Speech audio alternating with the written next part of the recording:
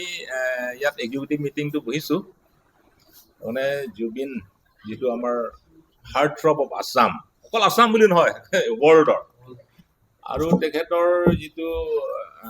অকাল মৃত্যুত আমি সকলোৱে দুখ প্ৰকাশ কৰিছোঁ আৰু প্ৰথম আমি খবৰটো পোৱাৰ লগে লগে আমি টাৰলাংছত আমাৰ কাৰ্বি ফিল্ম ছ'চাইটি আৰু আমাৰ KCSৰ আমি সেই টাৱাৰ তাত তলত আমি তেখেতক আমি কি বুলি ক'ব এইটো কৰিছোঁ আৰু আমি তাত যাব নোৱাৰিলোঁ কিন্তু স্বাৰ্থত আমি এইটো যিটো দিনাখন এইটো কি বুলি ক'ব এইটো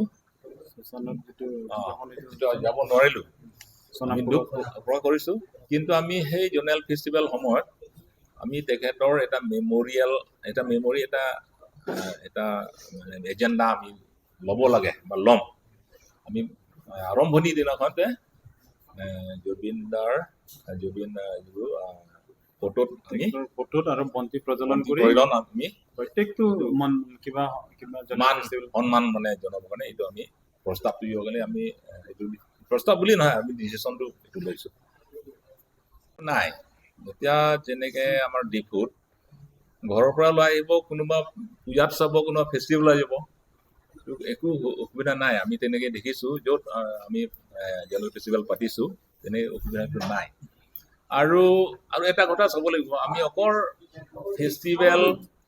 বা উৎসৱ পাতি থাকিলে নহ'ব আমি পঢ়াৰ দিশতো চাব লাগিব গতিকে এই পূজাৰ যিটো লং ভেকেশ্যন আছে গতিকে আমাৰ যিটো উঠি অহা ল'ৰা ছোৱালী ছাত্ৰ ছাত্ৰীবিলাক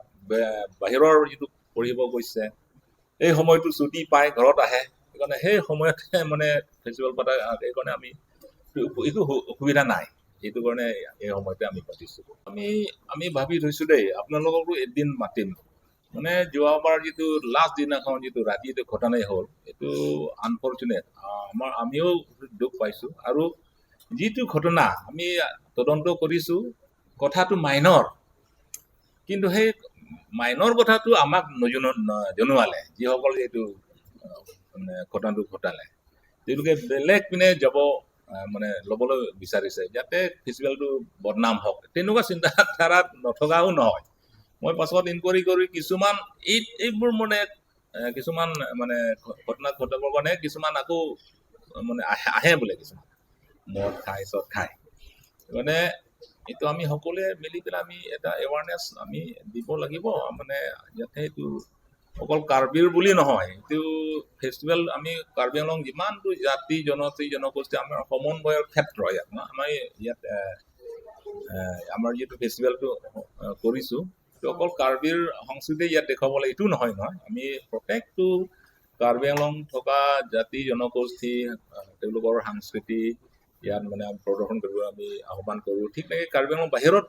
আমি মাতি আহোঁ এইবাৰোতো আহিব এইবাৰ পিছলৈ কেৰেলাৰ পৰা এটা গ্ৰুপ আহিব এইবাৰ মানে মানে এক্সপেৰিয়েঞ্চ ষ্টাব্লিছ আৰু তেনেকৈ আৰু মানে ৰিচাৰ্চ গ্ৰুপ এটা আহিব 15জনীয়া তো এতিয়াৰ পৰা মানে আমি যোগাযোগ কৰিছোঁ আহিব এই গতিকে এই ফেষ্টিভেলত যে বাহিৰৰ পৰা যে আহে এইবোৰ আমাৰ কাৰ্বি পৰম্পৰাৰ মানে সংস্কৃতি মানে কেনেকুৱা এইবোৰ জানিবৰ কাৰণে তেওঁলোকে মানে আহিব খোজে এইটো সময় যদি আমাৰ আকৌ ইয়াত কাৰ্বি আংলং স্থানীয় যুৱক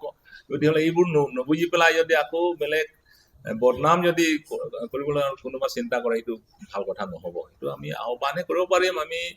প্ৰত্যেকজনৰ আমি বান্ধিটো ৰাখিব নোৱাৰে আমি আহ্বানটো কৰিম আৰু যাতে এনেকুৱা ঘটনাটো নহয় এইটো আমি তেনেকৈ আমি আহ্বানহে কৰিছোঁ যে ভৱিষ্যত এনেকৈ ঘটনা যাতে নকৰে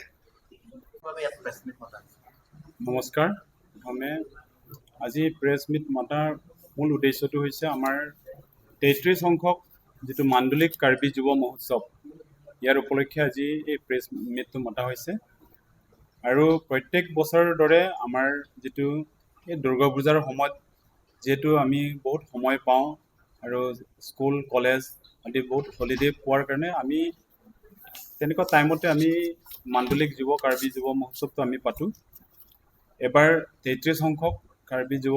মাণ্ডলিক যুৱ মহোৎসৱ হ'ব নতুন এবাৰ আমাৰ যিটো আগত আছিলে আপোনাৰ 32 এড আগত 32টা মাণ্ডলিক সমিতি আছিলে এবাৰ 2টা বাঢ়িছে এটা হৈছে ধনচিৰি চিংৰি হাৱাৰামাই আৰু নগাঁও ডিষ্ট্ৰিক্ট কাৰ্বি যিটো এটা সমিতি সেইকাৰণে এবাৰ 2টা বাঢ়িছে আৰু মূল আকৰ্ষণটো হৈছে আমাৰ যিহেতু আমাৰ যুৱ মহোৎসৱৰ যিটো আমাৰ কাৰ্বিৰ যিমান পৰম্পৰা যিমানটো সাজপাৰ গীত মাত সেই প্ৰতিযোগিতা হ'ব আৰু প্ৰতিযোগিতাত আমাৰ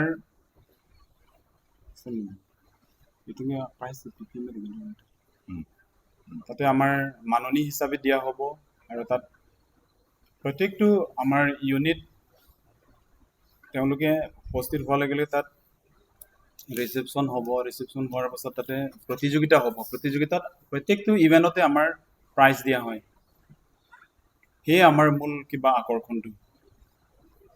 যিকোনো খবৰৰ বাবে যোগাযোগ কৰক 7099017330 লগতে 7099017110 নম্বৰত